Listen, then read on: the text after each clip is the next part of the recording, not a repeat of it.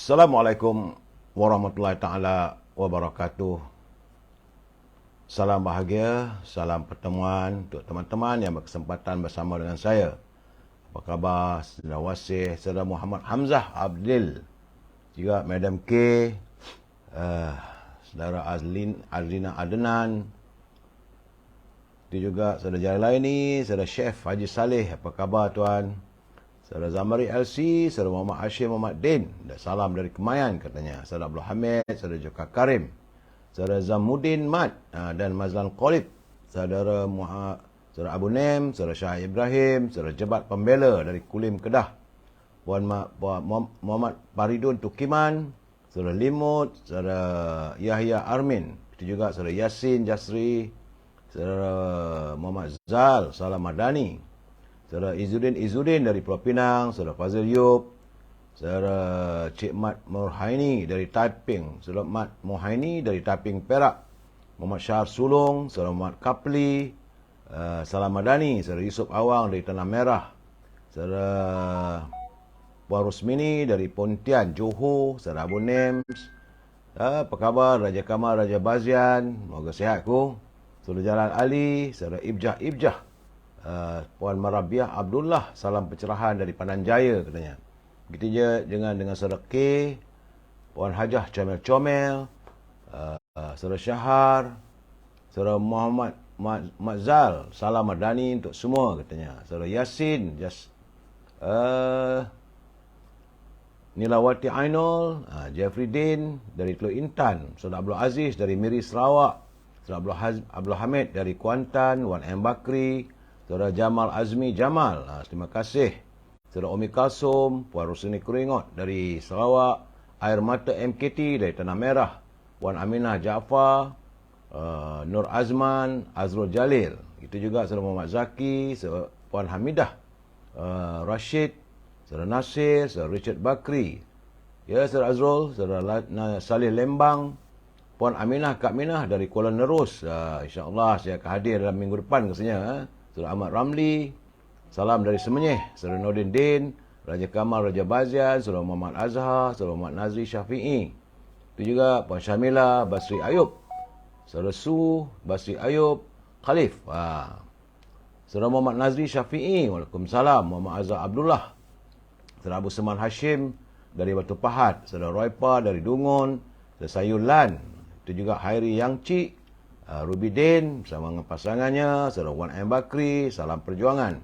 Azizi Mohsin dari Sri Gading, Johor, Puan Nur Maria, begitu juga Yana Man, Azhari Tokaya, Zamri Ibrahim, Aftam, Zanur Rashid, Saudara Adi Warna, Saudara Le Harun, Qazani, dia kata sekejap hitam, sekejap putih.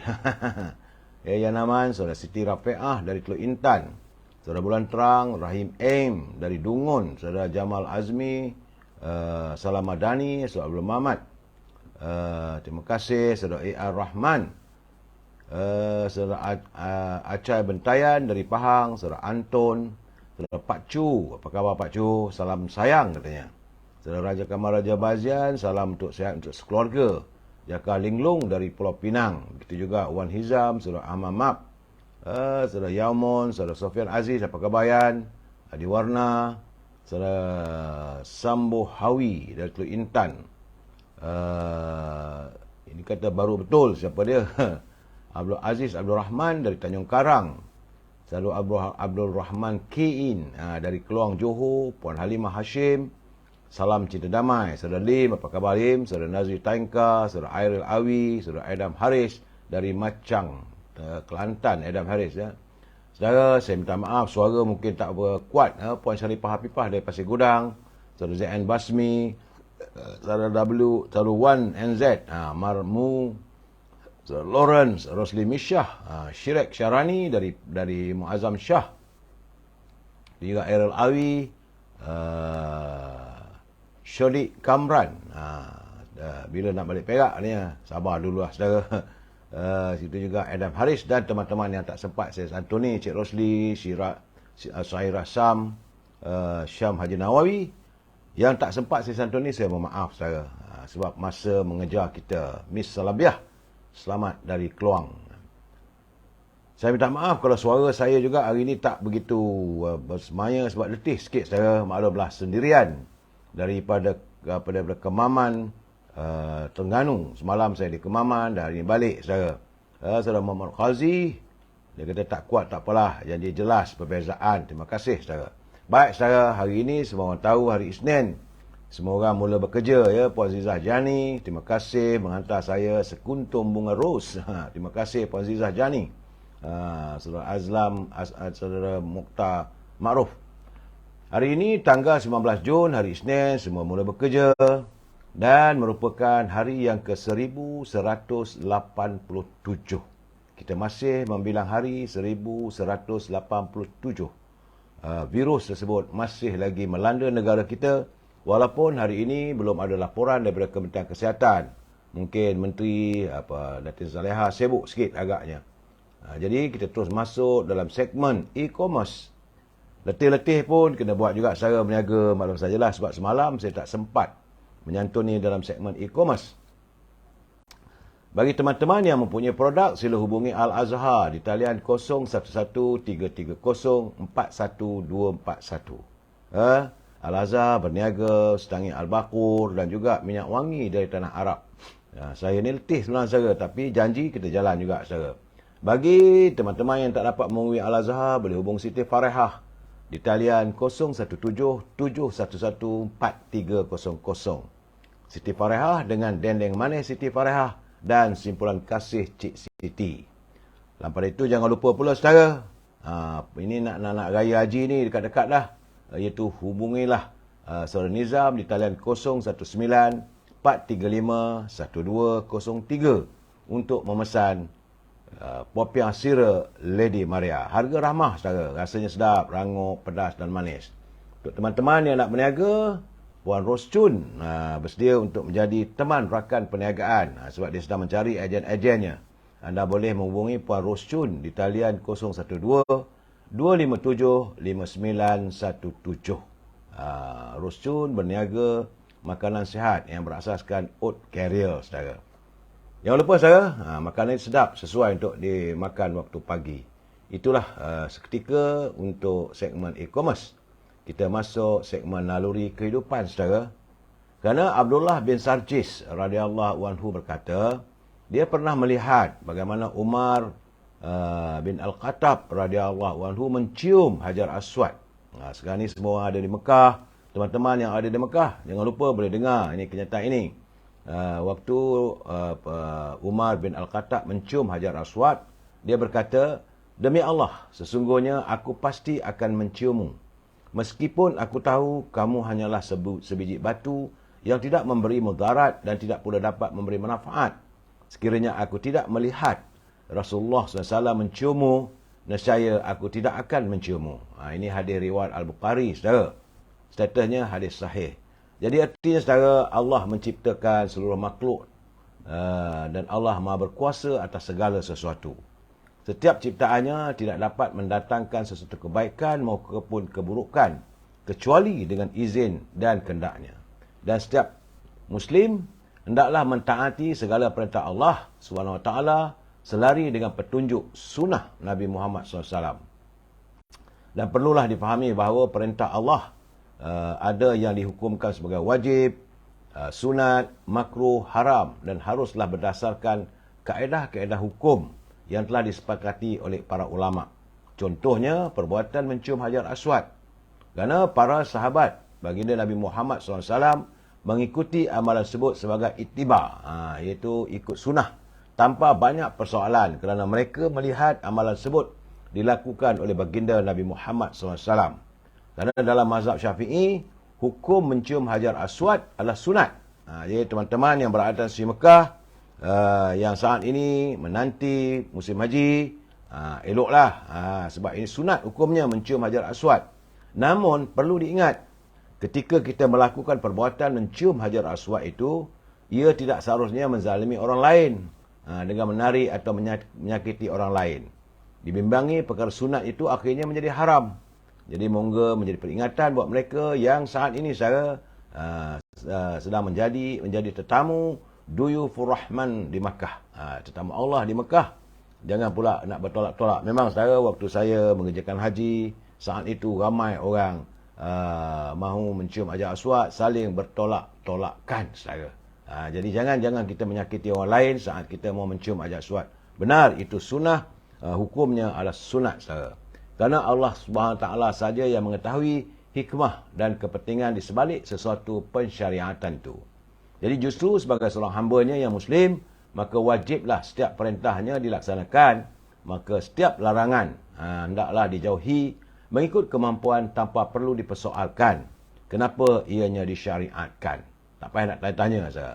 Khabar saudara Papa Reformasi, saudara Mak Afwan, itu juga Puan Hasnah, saudara Rosdiwan, Raja Syahrizad, apa khabar? Saudara Rosdi Yunus, Faiza Ismail, dari Perak, Cik CTP, salam warga Cinta Damai, Zainab Omar, saudara Nurliza, Datuk Khairul Hayat, apa khabar Tok? Saudara Edi Tahir, malam ni dengar je katanya, tak nak komen. Baguslah tu. Saya pun letih juga ni Edi Tahir, tapi harus saya tunaikan janji saya pada teman-teman yang menanti pencerahan daripada saya. Dan kita sambung dengan mutara kata, saudara. Saudara harus ingat, payung tidak akan membuat hujan berhenti. Ini kena ingat, saudara. Payung tidak akan membuat hujan berhenti, tetapi ia mampu membuatkan kita tetap berjalan melewatinya sampai ke tempat tujuan. Payung ni tak boleh berhentikan hujan, tapi dengan payung itu kita boleh melewati ke mana saja tanpa berhenti dan sampailah ke tempat tujuan kita, saudara. Saudara, Pak Nazir, semalam saya minta maaf Pak Nazir, tak dapat baca sajaan, baca pantunnya kerana saya berada di Kemangan. Selalunya kalau saya berada di luar kawasan, saya tidak membaca pantun, naluri dan sebagainya. Kerana saya cuma membawa telefon, maklum sajalah saudara. Saudara Azlan Yusof, salam ceria dari Batangkali, kata Saudara Azlan. Saudara, kita santuni pantun Pak Nazir. Terima kasih Pak Nazir. Hari-hari mengatakan pantun pada saya. Kata Pak Nazir, letak betik atas para, buah peria sama delima. Ombak politik membadai negara, tidak bersedia, dihanyut bersama. Jadi kita harus bersedia, saudara, dalam menghadapi ombak politik yang sedang pun melanda negara kita. Ya, saudara Ibrahim Cik Muda, saudara Tok Anwar, saudara Rahmat. Ini pesan Pak Nazir.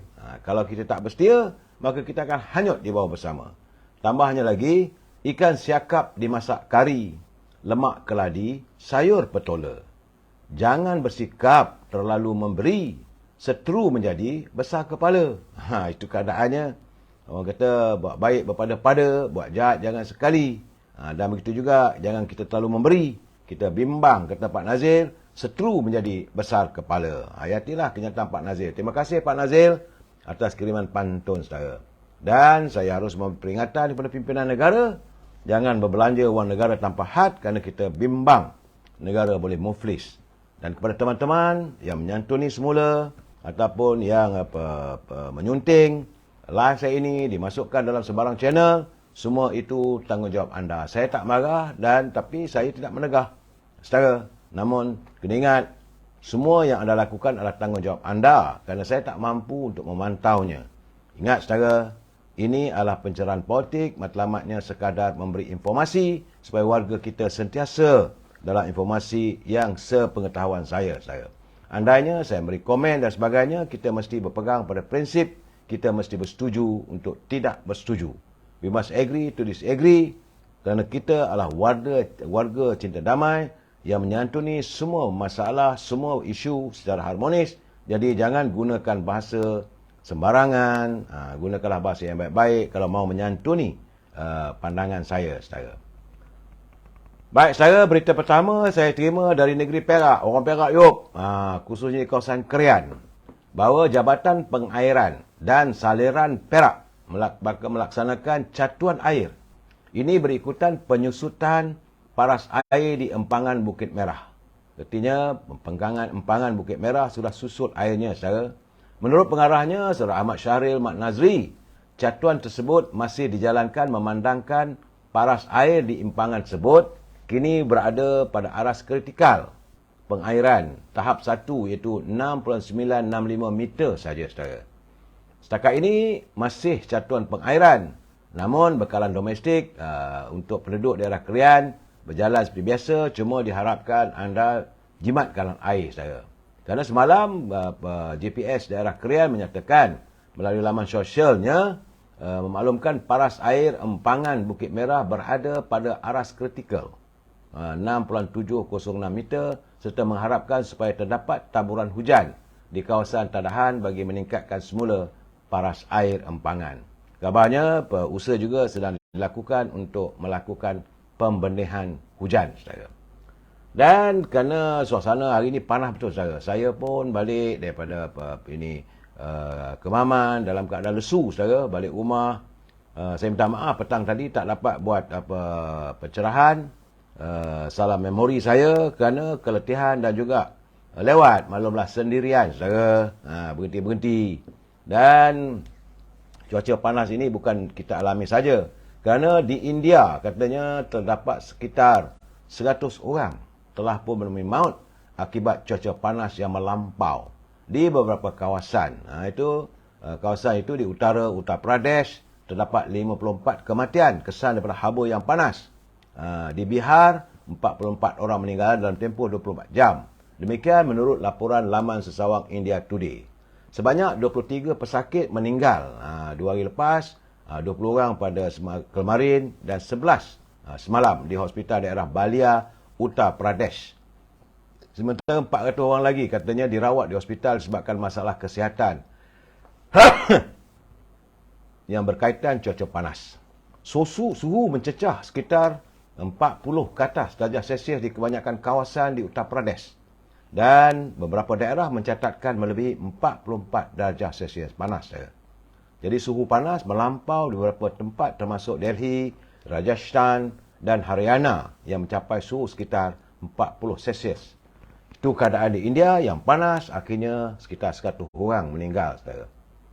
Dan kesan daripada cuaca panas dan ekonomi dunia saya nampak belum ada tanda-tanda dibaik pulih. Kerana kabarnya, saudara, inflasi yang melanda waktu semasa mencapai tahap kritikal di beberapa sejak belakang ini serta kesan daripada konflik Rusia-Ukraine yang masih berterusan berperang, saudara. Dan ini mempengaruhi landscape ekonomi di Eropah. Kesan daripada itu, saudara, rupanya di sekitar negara Eropah sejumlah 140,000 individu yang terkesan dan diberhentikan kerja daripada syarikat-syarikat mereka kerja, saya. Meskipun kadar faedah bank di pusat dinaikkan, namun inflasi masih berterusan tinggi dan tidak konvensional di tengah-tengah prospek ekonomi makro yang semakin lemah. Jadi kesan daripada itu, saudara, janganlah kita katakan negara kita ni kenapa begitu dan begini. Negara Eropah juga mengalami kesan yang teruk, saudara. Dan pemberhentian yang menular dalam hampir ke semua sektor sejak awal tahun ini, termasuklah macam di Autoliv, syarikat pengkalaman di Sweden menamatkan sekitar 8,000 pekerja baru ini. Stora Enso, iaitu pengeluar kertas dan pembungkusan Finland, menutup 4 kemudahannya di Eropah dan memberhentikan 1,150 orang pekerja. Bulan lalu, saudara, Vodafone juga, itu syarikat telekomunikasi yang berpangkalan di United Kingdom, mengumumkan penempatan kerja sekitar 11,000 orang pekerja. Dan keadaan ini, saudara, berterusan. Banyak sektor-sektor mengikut langkah Vodafone telah pun mengumumkan untuk memberhentikan sehingga 40,000 dan boleh mencapai sejumlah 55,000 tenaga kerja. Itu di Eropah, saudara. Kabarnya menjelang tahun-tahun 2030, jumlah guna tenaga gergasi telekomunikasi Britain juga akan berkurangan daripada paras semasa 130,000 orang kepada 75,000 saja, saudara. Jadi, pada negara kita, saya haraplah agar kita bersabar dan membantu pimpinan negara memperbaiki ekonomi. Bukan negara kita saja, saudara, di seluruh dunia. Ini keadaannya ratusan ribu yang terpaksa kehilangan pekerjaan. Saudara, kesan daripada itu juga nampak gayanya tiba-tiba negara kita masih lagi dilanda dengan kenaikan harga barang. Lebih-lebih lagi ikan. Sebab itu, menurut menterinya Datuk Seri Salihuddin Ayub, pihak Kementerian Perdagangan Dalam Negeri dan Kos Sara Hidup sekarang ini sedang meneliti permasalahan berkenaan dengan kos kenaikan harga ikan. Dan beliau berusaha untuk mendapatkan laporan bekalan ikan daripada Kementerian Pertanian dan Keterjaminan Makanan terlebih dahulu untuk melakukan tindakan susulan, katanya. Setiap negeri bagaimanapun berbeza. Misalnya ikan kembung di Kelantan naik daripada RM12 kepada RM15 sekilo. Di Kelantan saja, walaupun Kelantan adalah negeri yang ada juga nelayannya. Di Kuala Lumpur pula, saudara, harga ikan kembung saja mencecah ke tahap RM24 sekilo. Oh, tenat, saudara. Saya nampak harga ikan memang tenat. Saya tak sempat ke pasar, tapi semalam saya pergi ke Kemaman, pergi ke Kuala Kemaman, melihat harga ikan di pasar juga memang meningkat. Walaupun nelayan menaikkan ikan di Kuala Kemaman, saudara, di ikan masih mahal lagi. Sebab kerana musim panas dan nelayan mengalami tangkapan yang berkurangan. Ya, itulah keadaan sekarang, saudara. Saya harap saudara berjimat cermat dan janganlah kita sentiasa menyalahkan pimpinan bila kenaikan harga kos makanan. Itu tak dapat dielakkan. Dunia sedang mengalami ekonomi yang begitu menurun dan merudum, saudara. Bukan saja negara kita, tapi negara luar. Itu keadaannya. Saudara Zaidi Zain, PM XDO bagi kitab XP 10K.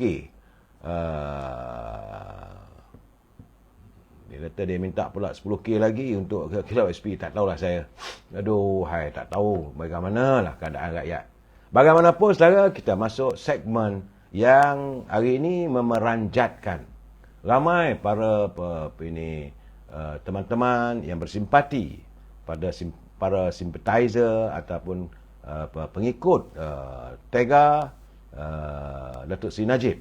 Kerana hari ini, menurut Datuk Seri Anwar Ibrahim dalam perbahasan Dewan Negara, beliau berkata bahawa SPRM Suruhanjaya Pencegah Rasuah tidak menemui unsur jenayah dalam siasatan ke atas Hakim Nazlan yang menjatuhkan hukuman penjara 12 tahun terhadap Datuk Seri Najib pada tahun 2020.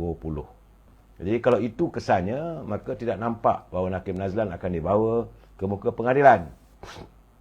Kerana kata Datuk Seri Anwar Ibrahim, pada masa sama beliau tahu perkara itu turut disetujui oleh Jabatan Peguam Negara. Jadi nampaknya Hakim Nazlan terselamat daripada kenyataan sebelum ini.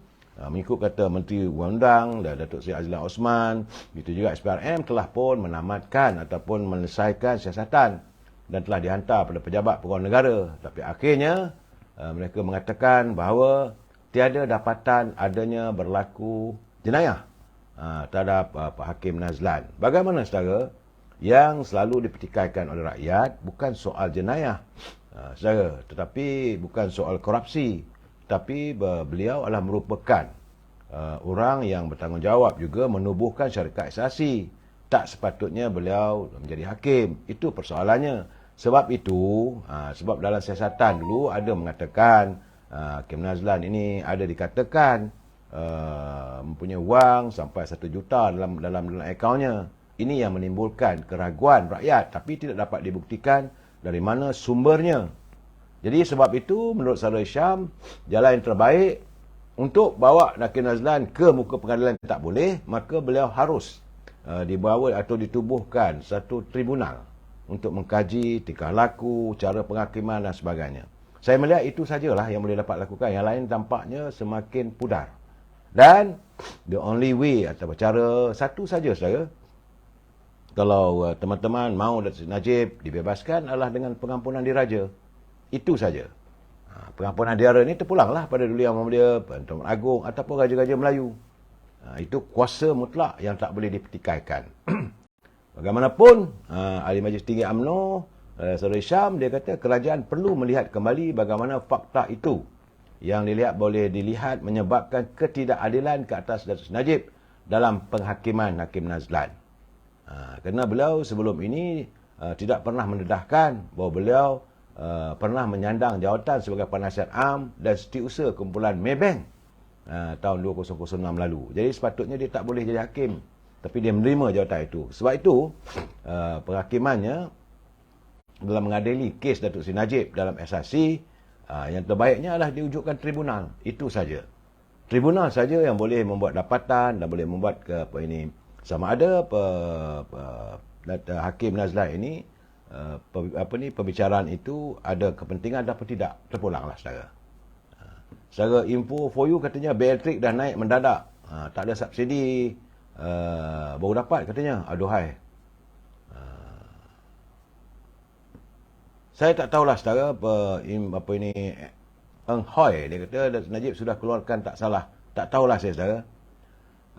Nampak-nampaknya dalam keadaan sekarang ni macam-macam lagi. Macam-macam yang terjadi.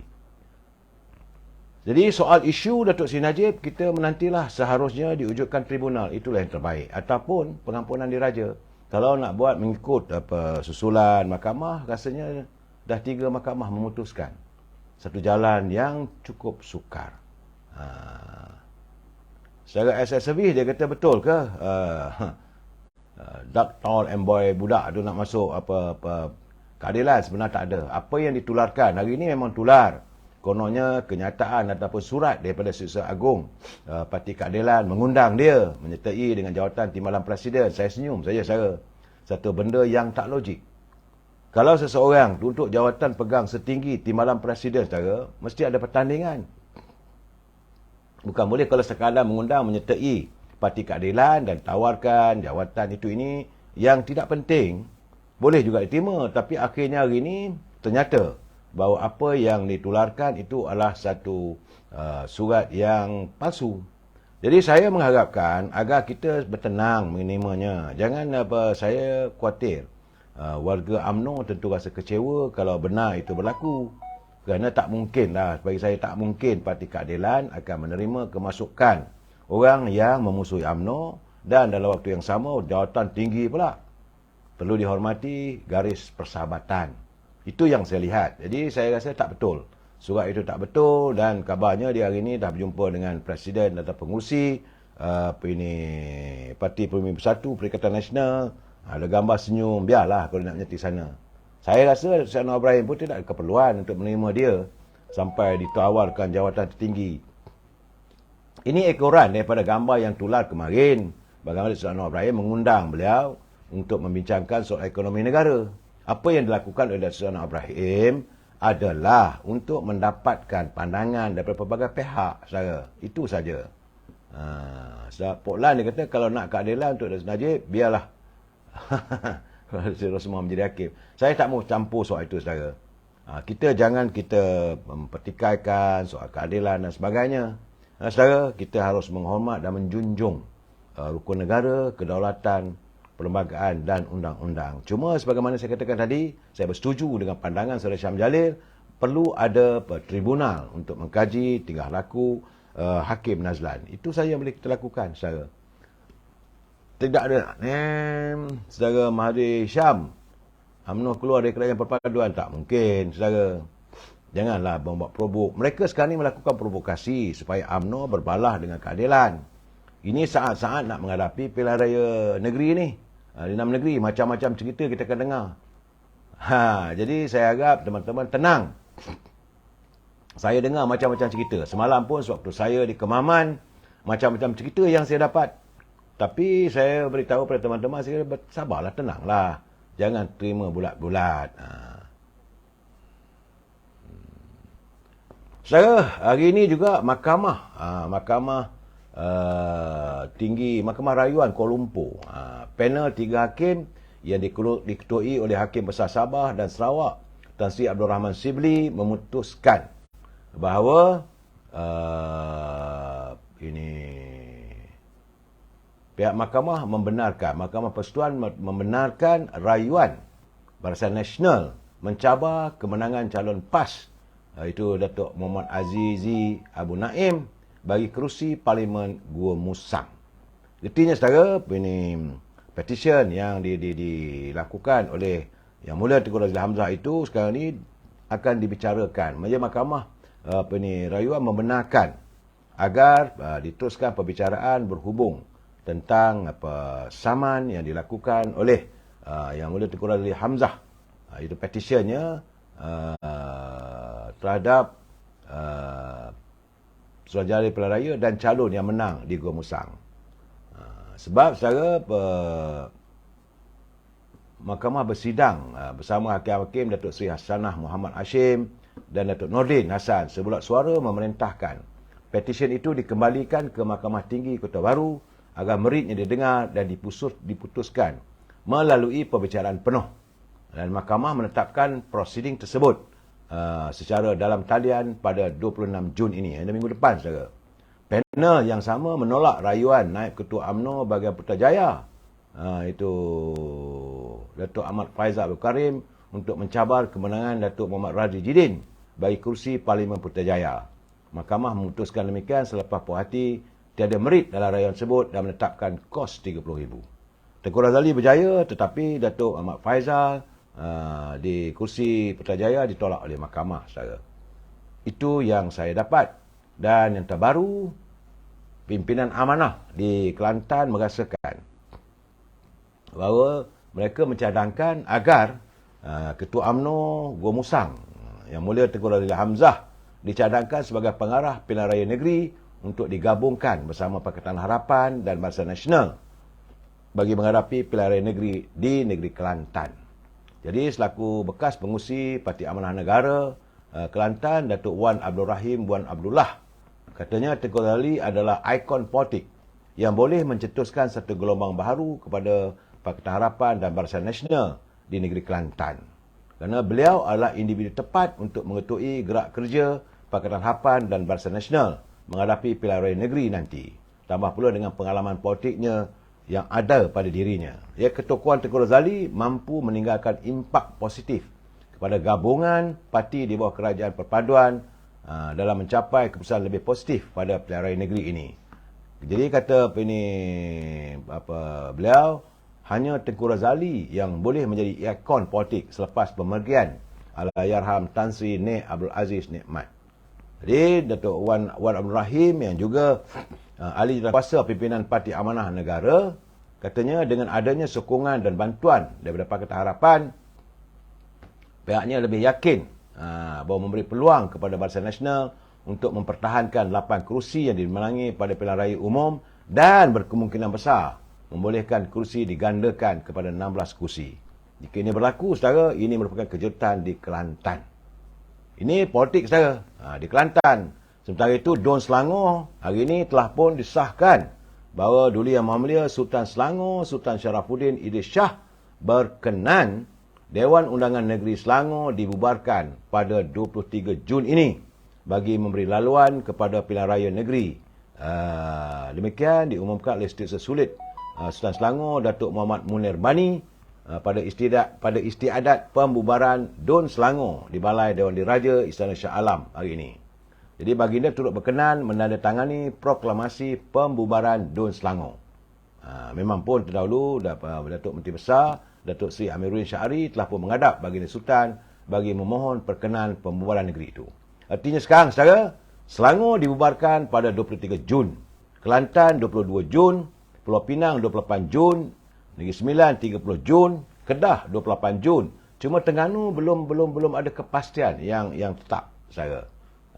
Dan saya dipahamkan bahawa untuk di negeri Kelantan pilihan raya kali ini, saya dipahamkan bahawa Pakatan Harapan dan Barisan Nasional masing-masing akan menggunakan logo masing-masing pada pilihan raya negeri kali ini. Demikian menurut pengurusi Majlis Pimpinan Negeri PKR Terengganu dan Kelantan, iaitu Nik Nazmi Nik Ahmad. Kedua-dua gabungan sudah bersetuju tidak akan bertanding menentang antara satu sama lain. Artinya calon-calon yang bertanding bagi kerusi mewakili Parti UMNO Barisan Nasional akan menggunakan lambang dacing. Sementara itu, untuk Parti Amanah, Keadilan dan DAP menggunakan lambang Pakatan Harapan. Tapi tidak ada pertembungan. Kursi-kursi telah dipersetujui di mana kawasan yang UMNO bertanding tidak ada calon-calon didatangkan daripada Pakatan Harapan. Alhamdulillah. Demikian kata Nik Azmi. Di Kelantan, PH pakai logo PH dan BN pakai logo BN. Tapi tidak bertembung.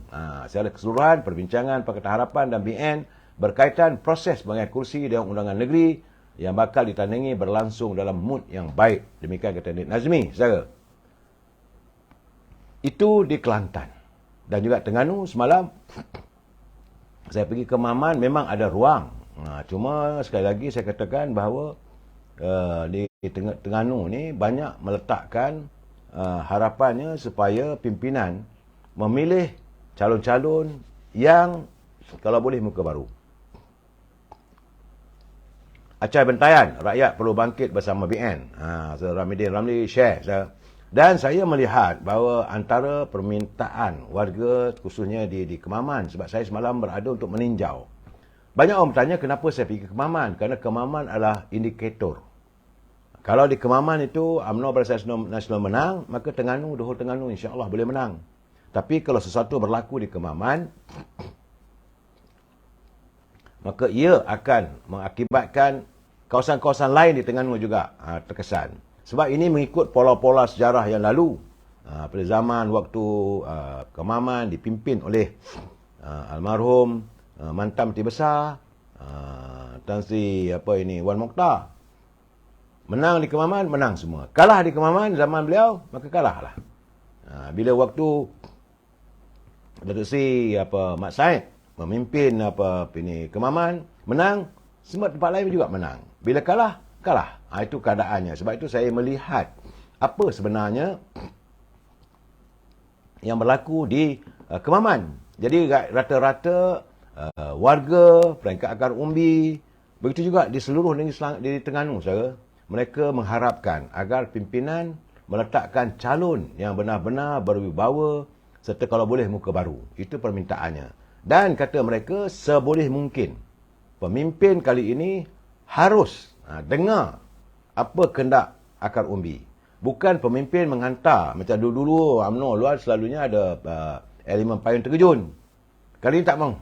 Mereka tidak mahu lagi ada elemennya, orang itu letakkan bertanding di sini tanpa membaca kehendak ahli-ahli peringkat akar umbi. Memang pun saudara dalam pilihan raya umum lepas, ada juga beberapa calon yang diturunkan atas kehendak Majlis Tinggi. Tapi peringkat akar umbi nampaknya sanksi menerima. Contoh, apabila mantan Ketua Pergerakan Pemuda, Datuk Ashraf Wajidi diletakkan bertanding di Gerik. Sedangkan warga Gerik tak mahu. Begitu juga di Padang Besar.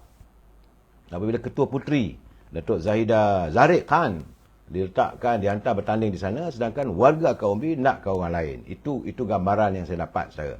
Dan lebih-lebih lagi di Terengganu. Saya harap agar pimpinan dapat melihat secara serius. Saudara, dalam perjalanan pulang saya tadi, ini bukan nak memuji saudara, ini cerita jelas. Sebab tengah hari tadi saya dalam perjalanan pulang daripada Kemaman, saya singgah sekejap di Bandar Temeloh. Temeloh ni terkenal dengan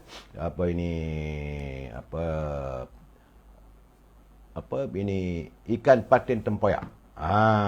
Jadi saya pergilah ke sebuah restoran sebab kebetulan pula tu mantan wartawan waktu bersama kerja dengan saya, Saudara Hamid dan Laila, kali ni jadi warga Temeloh. Dia kata dah usia-usia 60 tahun ni kita duduk Temeloh aja lah bang. Okey. Dan dia memberi pandangan pada saya restoran terbaik adalah restoran di pinggiran Sungai Pahang, iaitu restoran patin masak asam.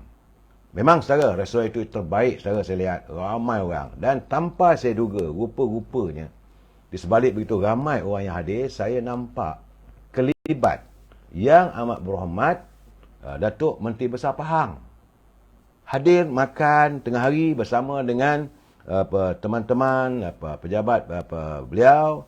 Itu Datuk Wan Rosdi, saudara, naib Presiden UMNO merangkap Menteri Besar Pahang, yang Muhammad Datuk Wan Rosdi. Ada juga waktu makan tengah hari tadi itu speaker Dewan Negeri Datuk Syahar dan 2-3 orang ahli exco-nya. Saudara, tujuan saya mengatakan bukan cerita tentang MB makan tengah hari ikan patin tempoyak di Temeloh. Kerana semua orang tahu Temeloh itu adalah pusat makanan ikan patin yang terhebat. Tambah-tambah lagi bila saya makan di restoran tersebut memang ternyata sedap, saudara. Ikan patin bersama ikan karai. Tetapi yang membanggakan saya, waktu Datuk Menteri Besar duduk dalam di mejanya, dikelilingi oleh ramai teman-teman, tak ada seorang pun, tidak ada seorang pun orang-orang meniaga ataupun toke-toke maupun kapitan-kapitan. Dan ini bukan kali pertama, saudara. Ini bukan kali pertama saya melihat Datuk Wan Rosdi makan bersama dengan warga pejabatnya. Saya ingat dah 5 kali dah saya tengok. Tak pernah ada bila dia makan bersama dengan kapitan-kapitan ataupun toke-toke Yang selalunya mereka ni akan berusaha nak bayar bil dan sebagainya untuk mengambil hati Menteri Besar. Nampaknya tak ada. Jelas Datuk Seri Wan Rosdi ini dia menjaga wibawanya, dia tak mau persepsi orang. Terima kasih Saudara Zari dari Pasir Mas Kelantan. Jadi saya merasakan bahawa inilah sifat ataupun satu petunjuk yang harus menjadi contoh kepada pemimpin-pemimpin, terutama pak-pak menteri ataupun pemimpin besar dan juga menteri-menteri besar. Sebab tentulah orang nak berusaha untuk rapat dengan menteri besar. Tambah-tambah lagi kalau di Pahang. Menteri Besar Pahang. Saudara Mat Rashidi, makan free boleh tak? Bukan makan percuma, saudara. Tidak. Saudara Mat Rashidi. Jadi beliau makan bersama kaki tangannya dan tak ada siapa nak bayar. Dia akan bayar sendiri. Itu sikap menteri besar. Saya lihat, kalau pemimpin yang sebegini, rakyat akan senang. Dia tak adalah persepsi yang buruk-buruk. Saya cakap dengan dia sekali, Datuk Sri, I salute you. Sebab tak ada tokoh-tokoh besar. Tak ada kapitan-kapitan. Ataupun orang nak cuba nak berjinak-jinak. Tak ada, saudara. Dah 5 kali saya lihat begitu. Saudara Mat Rashidi, hati-hati dengan kenyataan anda. Saudara Zakir Rashid, berapa ramai pengundi Kemaman yang saya temui? Jumlah pengundi di Kemaman melebihi 110,000 orang. Betul. Saudara Zakir Rashid, saya memanglah mengaku saya tak jumpa dah 100,000 orang, tapi saya pelbagai sektor. Saya berjumpa dengan nelayan, saya berjumpa dengan penjual pasar, saya berjumpa yang buka kedai. Jadi kita buat cross check lah, bukan semua. Tapi boleh dikatakan tidak ada seorang pun yang menyanggah apa yang saya katakan, bahawa mereka hendakkan supaya pemimpin kalau datang biarlah dari bawah, bukan dari atas ke bawah. Itu kata mereka. Saudara Zakaria, saya bukan nak mengatakan 110,000 saya terima, tidak. Saya jumpa anak-anak muda. Apa khabar dek? Dia kata, macam mana pandangan you pilihan raya kali ini? Oh, kita suka, dia kata, dengan BN ni calon-calon. Tapi kalau boleh, dia kata, bagilah muka-muka baru. Yang lain tu kami tak mahu. Itu kenyataannya. Jumpa dengan nelayan yang balik daripada laut. Saya pergi ke pelabuhan Kuala Kemaman. Juga yang sama. Sebab itu saya boleh bercakap, saya melihat dengan mata saya sendiri. Saksi mata saya melihat bagaimana penghuni. Rupanya di kawasan Kemaman tu ada rumah setinggan. Banyak, saudara. Dan mereka menjadi rumah setinggan. Apabila air pasang, rumah mereka dimasuki air. Ini, saudara, bukan kita, kalau kita nak buat satu survey, itu kena turun. Bukan hanya mendengar melalui culipan saja. Itu keadaannya, saudara Mat Ruzi. Saya bukan tidak turun, sebab itu rasa letih sikit lah. Semua sektor. Pergi ke pasar, pergi ke kedai. Saya habis masa daripada jam 1 sehingga jam 4 petang. Jam 4 petang saya duduk minum di kedai Haiping. Jumpa pula dengan pengunjung-pengunjung Haiping. Berbual pula dengan anak muda. Bertanya pula kaki tangan kedai sebut. Restoran kafe Haiping itu. Dan ternyata mereka menyatakan kalau boleh. Kendaknya biarlah pemimpin dengar lah yang bawah. Itu keadaannya. Jadi berbalik kepada Yang Amat Berhormat Datuk Menteri Besar Pahang tadi, saudara, saya gembira lah. Sebab ini beliau merupakan seorang pemimpin yang telus dan tidak menggambarkan bahawa kebanyakan dulu-dulu lah, saudara. Saya nak kata siapa tak maulah, kebanyakan dulu-dulu, saudara, yang membuatkan orang melihat dengan penuh kecurigaan terhadap pemimpin bila pemimpin turun makan, sama ada di restoran besar ke atau di mana-mana pun, saudara, di hotel-hotel. Pemimpin makan, ada tokoh-tokoh besar. Ada kapitan-kapitan duduk sebelah. Kalau main golf, kapitan-kapitan inilah yang mengiringi pemimpin sebut. Dan pemimpin ini diketahui dapat projek itu dan ini. Dan ini tidak berlaku kepada era Yang Amat Berhormat Datuk Wan Rashidi memimpin kerajaan negeri Pahang. Yang saya lihat. Saudara, kita bercakap dengan apa yang kita lihat. Bukan kita dengar. Sebab itu saya boleh bercakap. Saya tengok tadi meja makan dia itu ada sisa politiknya, ada sisa perhubungan UMNO-nya, ada speaker, ada ahli exco-nya. Saya rasa itulah sepatutnya. Saya bukan nak tujuan untuk bercakap untuk orang lain, tidak, saudara. Tapi ada pemimpin lain, saudara. Kalau saya turun negeri-negeri lain, dulu-dululah, saudara. Sekarang mudah-mudahan ini menjadi ikutan pada yang lain, saudara.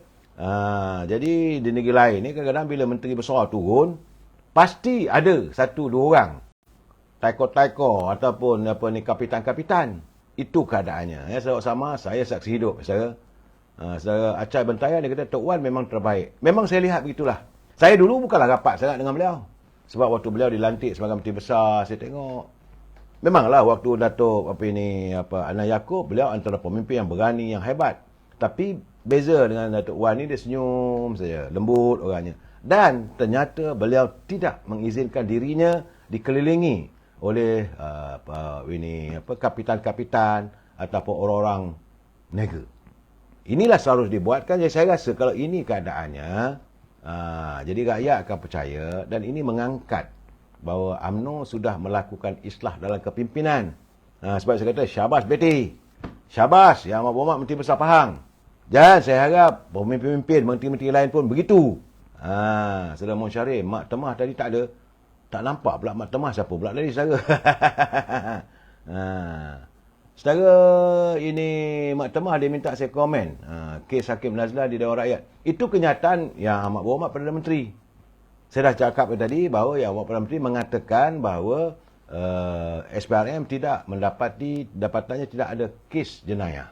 Sebab itu kita mengharapkan diadakan tribunal. Yang terbaiknya diwujudkan tribunal, ya Mak Temah, supaya dapat dikaji semula sikap, cara dan juga kedudukan Hakim Nazlan. Memanglah sebagai rakyat biasa kita bukan boleh tuduh hakim sembarangan. Dia ada cara dia. Kalau hakim-hakim dia mesti melalui tribunal. Kalau orang biasa, siasatan itu, siasatan ini, dan terpulang pada peguam negara. Itu gambaran yang saya dapat. Dan berbalik pada sekarang ini, sebab itu saya katakan kali ini, dalam menghadapi musim pilihan raya ini, UMNO mesti hadir dengan wajah baru, dengan semangat baru, lebih-lebih lagi untuk di kawasan negeri Pantai Timur. Saudara. Dan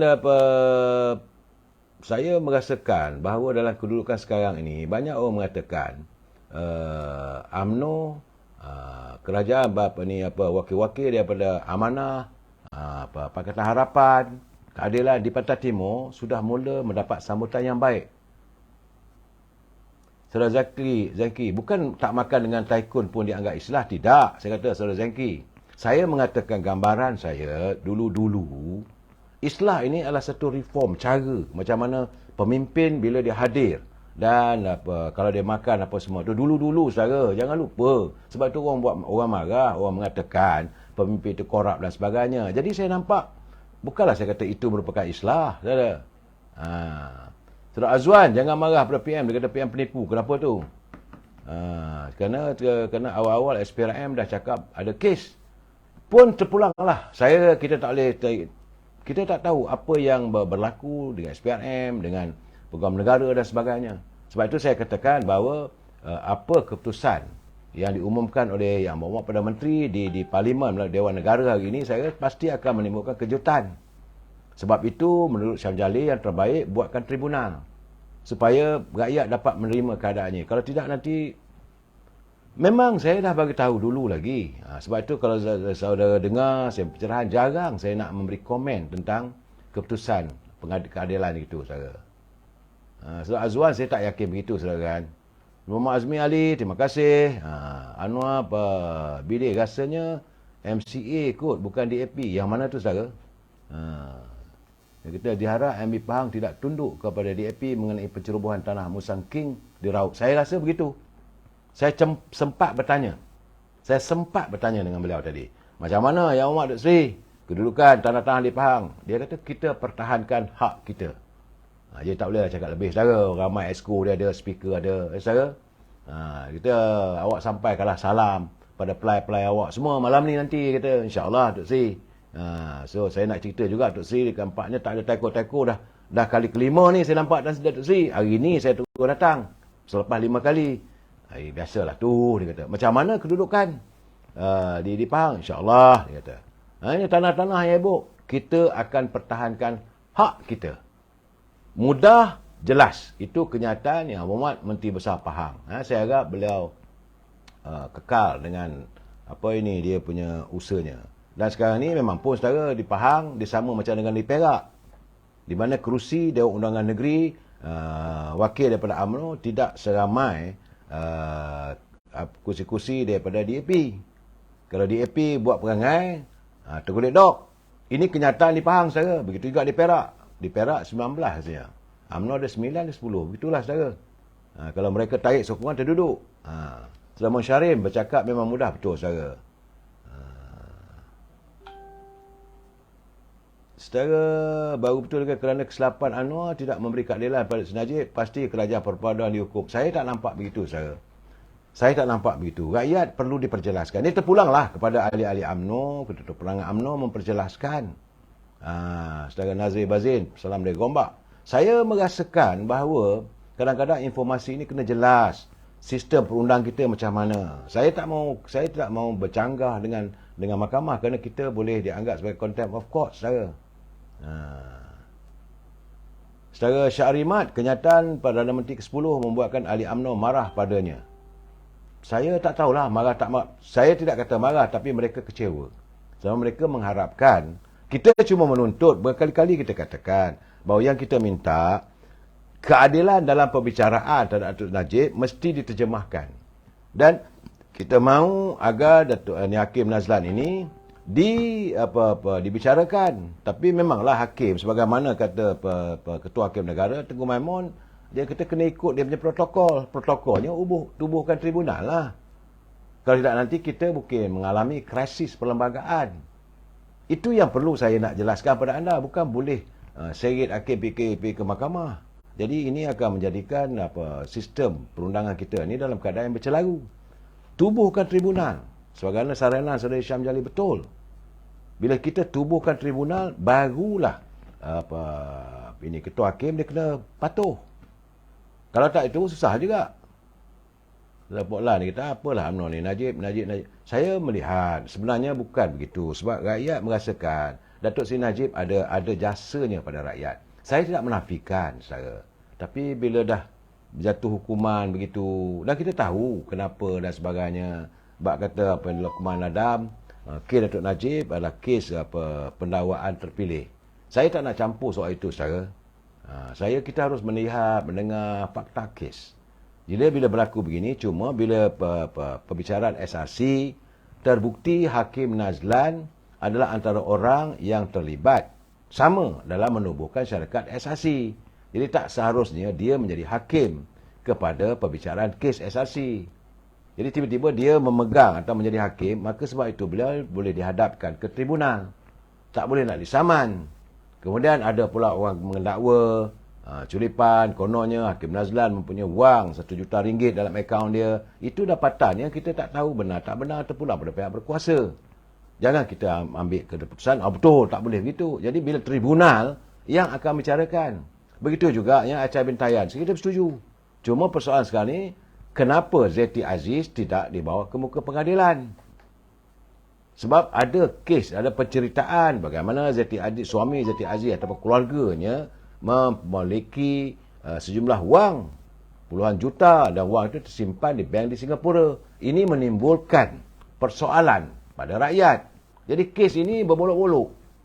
Jadi saya rasa kalau kes YNDB ini, rasanya kes tu kalau dilihat adalah berlaku ketidakadilan apabila Datuk Seri Najib seorang saja yang kena, orang lain tak kena. Itu cerita dia, saudara. Saya rasa betul laman saya, selagi bosku tak dapat keadilan, dia kata tak nak keluar mengundi, jangan begitu, saudara.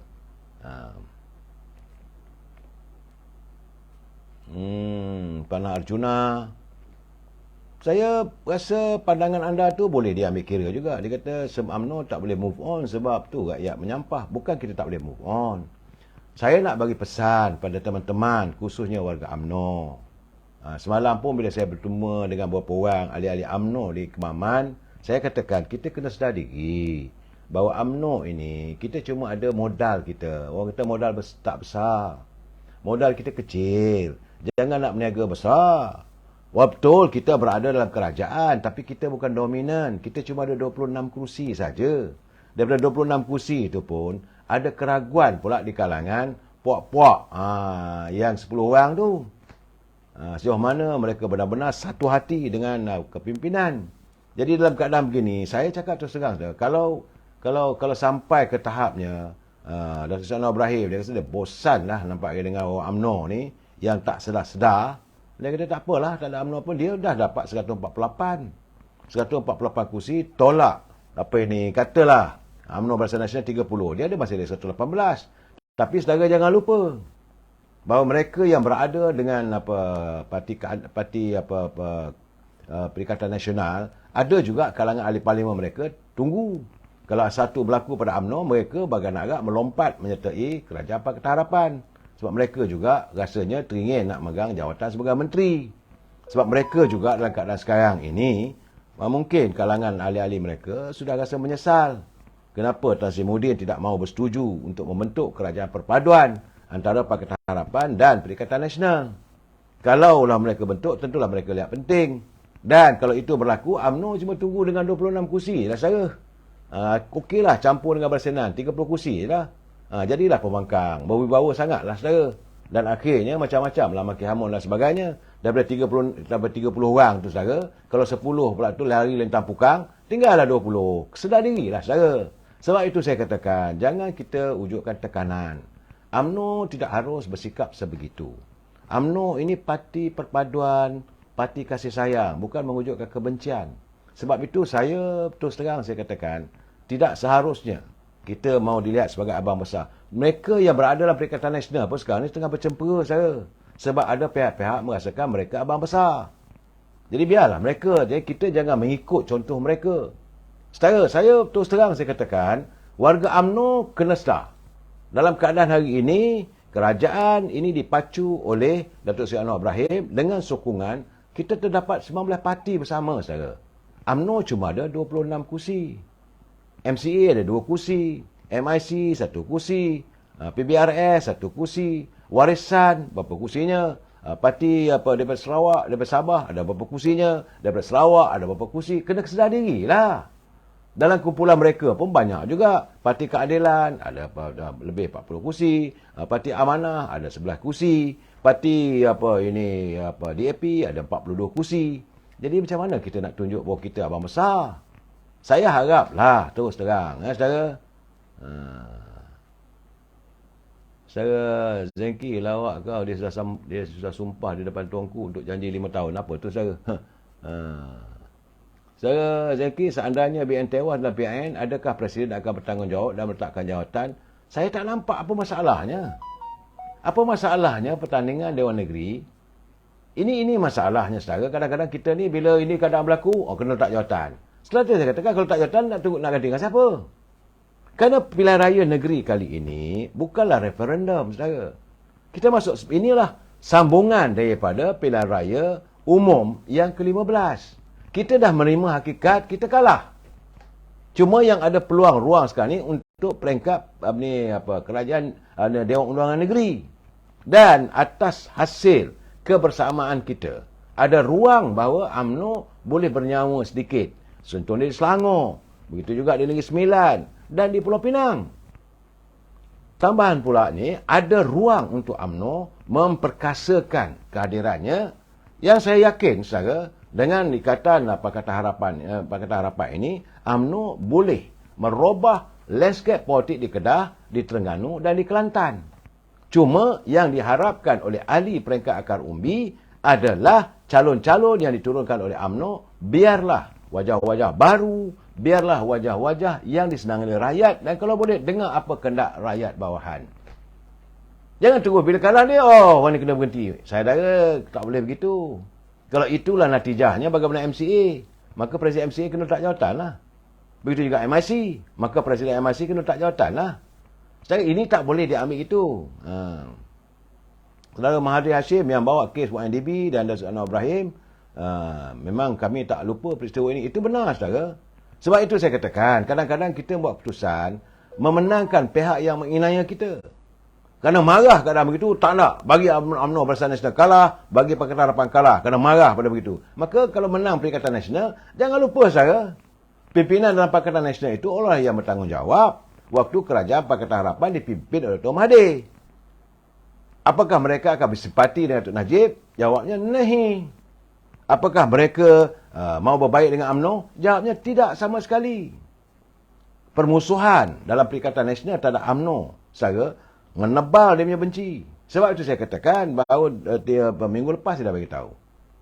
Bagi mereka, dikaca mereka, orang yang paling berdosa kerana tidak boleh membolehkan Tan Sri Muhyiddin jadi Perdana Menteri adalah Datuk Zahid Hamidi.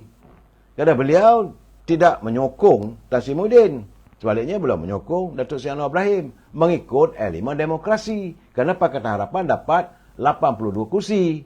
Parti pimpinan Tan Sri Muhyiddin dapat 73 waktu itu, tambah satu lagi 74. Jadi keputusan itu bagi saya, keputusan demokrasi yang tepat. Jadi tapi masalahnya mereka mewawarkan cerita bahawa Datuk Seri Zahid Hamidi khianat.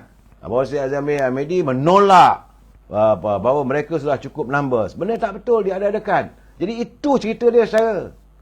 Kali-kali itu yang dislogankan, itu yang dijual pada rakyat. Saya harap rakyat faham cerita sebenar. Logikanya. Suka tak suka hari ini, kerajaan hari ini, kita terima, kita tunggu. Tunggu dulu. Nak cerita pasal ekonomi, satu dunia juga masalah saya. Dan saya lihat, bukan saya tak lihat, Datuk Seri Anwar Ibrahim sedang menangani satu persatu. Cuma, saya bersetuju dengan anda bahawa terdapat juga kalangan beberapa orang ahli kabinet dalam kerajaan Datuk Seri Anwar Ibrahim itu, nampaknya mereka mungkin saya kata, tidak berpengalaman. Jadi mereka memerlukan waktu untuk merubah ataupun mencari pengalaman, dapat menjadi pemimpin yang baik. Itu saja. Berbeza kalau menteri daripada UMNO, sebab mereka dah biasa jadi UMNO, jadi menteri. Tok Mat tak ada masalah, Azalina tak ada masalah, Khalid Nordin tak ada masalah. Saudara, Datuk Seri Zahid Hamidi sebagai presiden tak ada masalah. Jadi daripada UMNO tak ada masalah sebab ada pengalaman. Tapi daripada Parti Keadilan, contoh saya katakan, beberapa pemimpin mereka tak pernah jadi pemimpin kerajaan, tidak pernah berada dalam kerajaan. Orang macam Nazmi, orang macam Rafizi, begitu juga Faizil, Menteri Pendidikan, Menteri Kesihatan. Itu keadaannya, saudara. Jadi, beri mereka, saya rasa biarlah tengok terpulang daripada Datuk Anwar Ibrahim untuk memikirkan apakah perlu adanya rombakan kabinet dan sebagainya. Saudara, keletihan masih ada membelenggu diri saya lagi. Saya mohon berundur diri. Saya ucapkan selamat malam. Jumpa lagi besok. Wabillahi taufiq wa hidayah. Assalamualaikum warahmatullahi wabarakatuh. Selamat malam. Terima kasih.